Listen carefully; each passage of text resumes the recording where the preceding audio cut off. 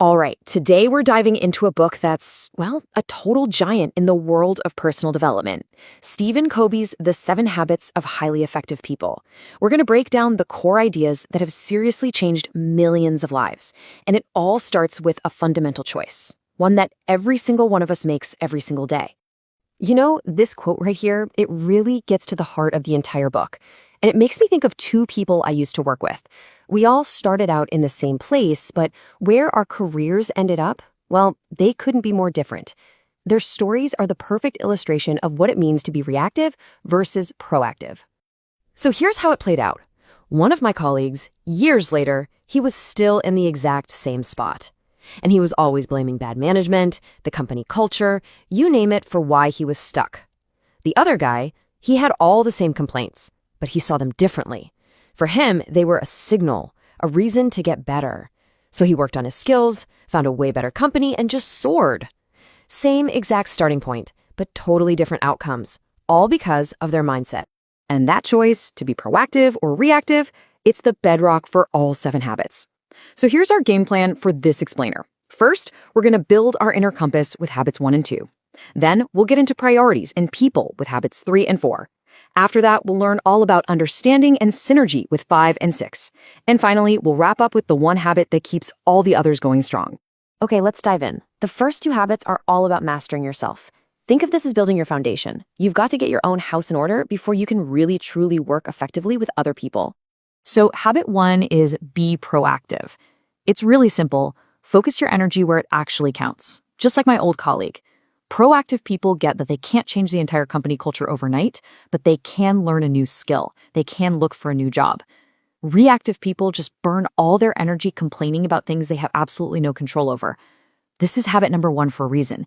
You have to believe you're the driver of your own life before you can even think about picking a destination. And that leads perfectly into habit 2. Begin with the end in mind. Now, Covey uses this incredibly powerful thought experiment here. He asks you to imagine you're at a funeral, and as you walk up to the casket, you realize it's your funeral, 3 years from today. You sit down and listen as your family, your friends, your coworkers get up to speak. What do you want to hear them say? Who do you want to be remembered as? This brings us to a really tough question. If you know how you want to be remembered, do your actions today line up with that vision? I mean, if your big goal is to be a fantastic parent, are you glued to the TV while your kid's trying to get your attention? If you want to build a business, are you spending your evenings working on it or just scrolling? It's a hard look in the mirror, but it's absolutely necessary. All right, so once you've got that inner compass dialed in, it's time to actually navigate the world. This next pair of habits takes us from what Covey calls private victory to public victory. It's all about managing your priorities and, just as important, working effectively with others. Habit 3, put first things first, is all about execution. This is where the rubber meets the road. It connects those big end-in-mind goals with what you do every single day. Covey's matrix here is brilliant. It splits everything we do into 4 quadrants. Quadrant 1 is for fires and crises. Quadrant 3 is for annoying interruptions. Quadrant 4 is for, well, total time wasters. The real secret to an effective life? It's living in quadrant 2. It's doing the important stuff that isn't urgent yet, things like planning, learning, and building relationships. That's where the magic happens. Now, once you're on top of your own priorities, you can start interacting with people in a much more powerful way. And that brings us to habit 4. Think win-win. This isn't just a technique, it's a complete shift in your mindset. It's about seeing life not as a competition, but as a place for cooperation. The core idea is simple. For me to win, you don't have to lose. There's enough success to go around. And here is a classic example of what not to do. There's this story about a company president who wanted his team to cooperate more. Great idea, right?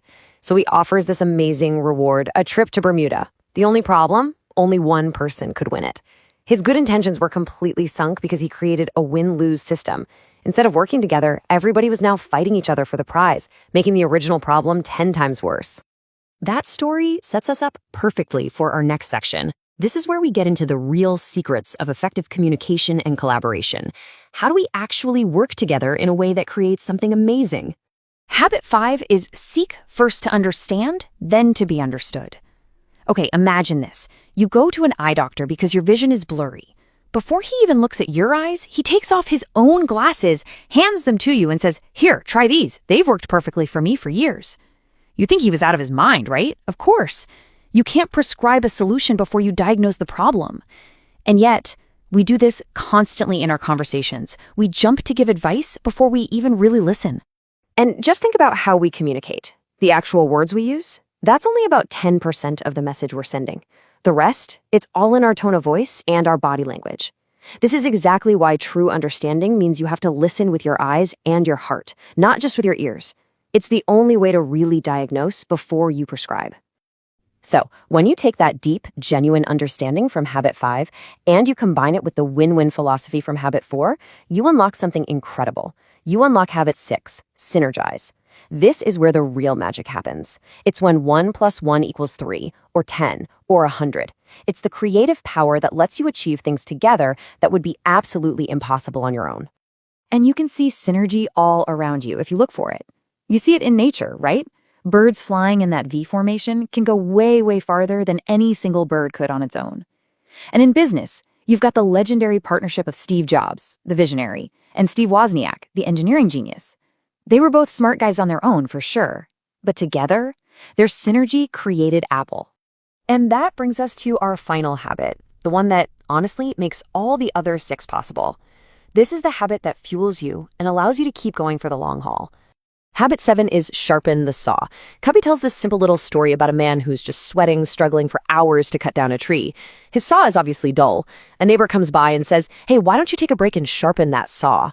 And the man replies, "I can't. I'm too busy cutting." Now, it sounds completely ridiculous, but how often are we that man? Too busy doing to improve our ability to do. Sharpening the saw just means taking care of your single greatest asset, you. And that requires consistent renewal in 4 key dimensions. Your body through exercise and rest. Your mind by reading and always learning. Your heart by investing in your relationships with family and friends. And your spirit through things like meditation or just spending time in nature. This isn't a nice to have, it's an absolute necessity if you want to be effective long term. And that brings us right back to the beginning. From deciding to be proactive and knowing your destination, all the way through to continuous self-renewal. So I'll leave you with this final, challenging thought. Take a serious look at your most important goals in life. Now take an honest look at what you do every day. Do they actually match up? Because the answer to that one question, well, that's the first real step to living a highly effective life.